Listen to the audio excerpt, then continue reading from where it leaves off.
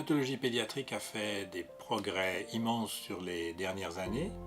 On contrôle beaucoup mieux ces maladies. Malheureusement, on n'est pas capable de les guérir, donc on peut les contrôler, c'est-à-dire que le patient peut devenir totalement sans symptômes, sans aucune plainte, parfois sous médicaments ou parfois sans médicaments, mais on ne peut pour le moment pas encore empêcher qu'il y ait une récidive de la maladie.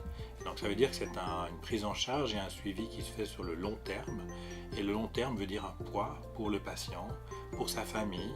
Ça veut dire que la maladie, elle va s'installer dans la vie de tous les jours. Il y a une application qu'on est en train de développer pour le patient et ses parents et qui permettra d'avoir une communication beaucoup plus facile.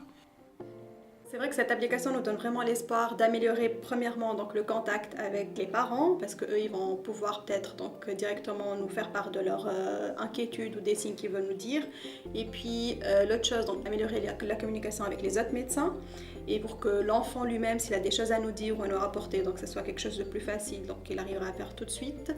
Et tout ça donc, va contribuer à améliorer la prise en charge de l'enfant et puis améliorer surtout sa qualité de vie pour lui faciliter la chose. Cet outil, ça peut aussi être un rappel, ça peut permettre de préparer des choses avant de venir en consultation.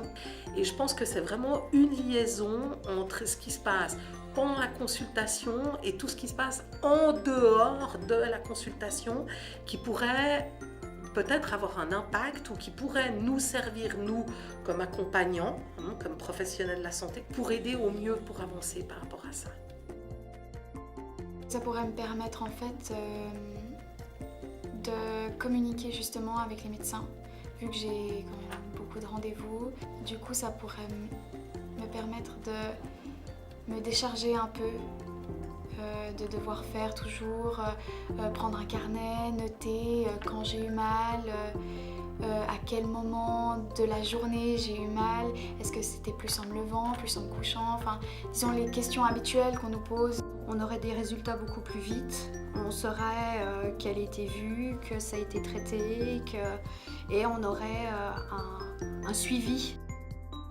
Là, il y aura un accès direct à cette information, notamment pour les médicaments et d'autres choses, des vaccins et d'autres choses importantes. Si par exemple les patients vont à l'étranger, qu'ils aient directement accès à un certain nombre de données qui peuvent leur être utiles entre deux consultations.